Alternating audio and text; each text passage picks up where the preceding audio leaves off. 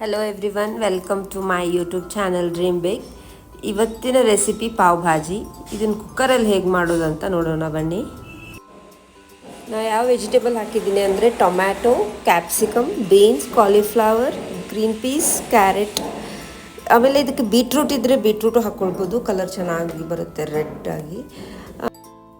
So ಮೊದಲಿಗೆ ಕುಕ್ಕರ್ನ gas ಮೇಲಿಟ್ಟು on ಮಾಡಿ butter ಹಾಕಿ ಅದಕ್ಕೆ ಸ್ವಲ್ಪ 3 ಟೇಬಲ್ ಸ್ಪೂನಷ್ಟು ಆಯಿಲ್ ಹಾಕಿ, ಆಯಿಲ್ ಅಷ್ಟೇ ಹಾಕಿನೂ ಮಾಡ್ಬೋದು. ಬಟರ್ ಹಾಕಿದರೆ ಸ್ವಲ್ಪ ಟೇಸ್ಟ್ ಚೆನ್ನಾಗಿ ಬರುತ್ತೆ, ಅದರದ್ದು ಫ್ಲೇವರ್ ಚೆನ್ನಾಗಿರುತ್ತೆ, ಅದಕ್ಕೆ ಹಾಕಿದ್ದೀನಿ. ಆ್ಯಸ್ ಯೂಶ್ವಲ್ ಆಯಿಲ್ ಬಿಸಿ ಆದಮೇಲೆ ಸಾಸಿವೆ ಕಾಳು, ಸ್ವಲ್ಪ ಜೀರಿಗೆ ಅದನ್ನ ಹಾಕಿ ಅದೆಲ್ಲ ಚಟ್ಪಟ ಅಂತ ಆದಮೇಲೆ ಸ್ವಲ್ಪ ಈರುಳ್ಳಿ ಹಾಕ್ಕೊಳ್ಬೇಕು. ಈರುಳ್ಳಿನ ಇಲ್ಲಿ ಸಣ್ಣದಾಗಿ ಕಟ್ ಮಾಡ್ಕೊಂಡಿದ್ದೀನಿ ನಾನು. ಒಂದು ಮೀಡಿಯಮ್ ಸೈಜ್ದು 1.5 ಅಷ್ಟು ಈರುಳ್ಳಿ ತೊಗೊಂಡಿದ್ದೀನಿ. ಆಮೇಲೆ ಒಂದು 4 to 5 ಎಸಲ್ ಗಾರ್ಲಿಕ್, ಜಿಂಜರು, ಆಮೇಲೆ ರೆಡ್ ಚಿಲ್ಲಿ ತೊಗೊಂಡಿದ್ದೀನಿ. ಜಿಂಜರ್ ಒಂಚೂರಷ್ಟೇ ತುರ್ಕೊಂಡು, ರೆಡ್ ಚಿಲ್ಲಿ ಬ್ಯಾಡಗಿ ಮೆಣಸಿನ್ಕಾಯಿ ನಾನಿಲ್ಲಿ ತೊಗೊಂಡಿರೋದು, ಅದೆಲ್ಲವನ್ನು ಹಾಕಿಬಿಟ್ಟು ಚೆನ್ನಾಗಿ ಕಲಿಸ್ಬೇಕು. ಸ್ವಲ್ಪ ಫ್ರೈ ಮಾಡಬೇಕು ಆನಿಯನ್. ಇಲ್ಲಿ ಬೇಕಿದ್ರೆ ರೆಡಿಮೇಡ್ ಜಿಂಜರ್ ಗಾರ್ಲಿಕ್ ಪೇಸ್ಟ್ ಸಿಗುತ್ತಲ್ಲ, ಅದನ್ನು ತೊಗೊಂಡು ಅದು 1.5 ಸ್ಪೂನಷ್ಟು ಹಾಕಿದ್ರೂ ಬರುತ್ತೆ. ಆಮೇಲೆ ಸಾಲ್ಟ್ ಹಾಕಿ, ಸಾಲ್ಟ್ ರುಚಿಗೆ ತಕ್ಕಷ್ಟು, ನಾನಿಲ್ಲಿ ಸಣ್ಣ ಸ್ಪೂನಿಂದ 1 ಸ್ಪೂನಷ್ಟು ಸಾಲ್ಟ್ ಹಾಕಿದ್ದೀನಿ. ನಂತರ ಇದಕ್ಕೆ ಟರ್ಮರಿಕ್ ಪೌಡರ್ ಹಾಕಬೇಕು. ಟರ್ಮರಿಕ್ ಪೌಡರು 1 ಟೇಬಲ್ ಸ್ಪೂನ್ ಹಾಕಬೇಕು.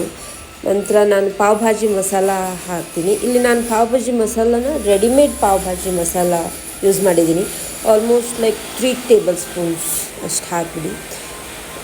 ಮಿಕ್ಸ್ ಮಾಡಿ ಸ್ವಲ್ಪ ಹೊತ್ತನ ಇದೆಲ್ಲ ಆಯಿಲಲ್ಲಿ ಬೇಯಿಸಿ ಸ್ವಲ್ಪ ನಂತರ ಇದಕ್ಕೆ ನಾವು ಏನು ಕಟ್ ಮಾಡಿ ಇಟ್ಕೊಂಡಿದ್ವಲ್ಲ ಎಲ್ಲ ವೆಜಿಟೇಬಲ್ಸ್, ಅದನ್ನು ಸಣ್ಣದಾಗಿ ಕಟ್ ಮಾಡಿ ಇಟ್ಕೊಂಡಿರೋ ಎಲ್ಲ vegetables like cauliflower, tomato, capsicum, beans, carrot, green piece, ಇದೆಲ್ಲವನ್ನು ಹಾಕಬೇಕು.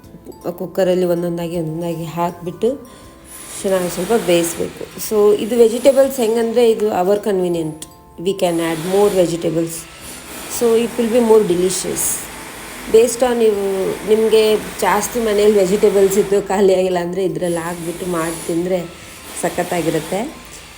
ನೋಡಿ, ಟ್ರೈ ಮಾಡಿ. ಎಲ್ಲ ವೆಜಿಟೇಬಲ್ಸ್ ಹಾಕಿಬಿಟ್ಟು ಮಿಕ್ಸ್ ಮಾಡಬೇಕು. ಸ್ವಲ್ಪ ಹೊತ್ತನ ಮಿಕ್ಸ್ ಮಾಡಿ ಇವಾಗ 1 ಗ್ಲಾಸ್ ವಾಟರ್ ಹಾಕಿಬಿಡಬೇಕು.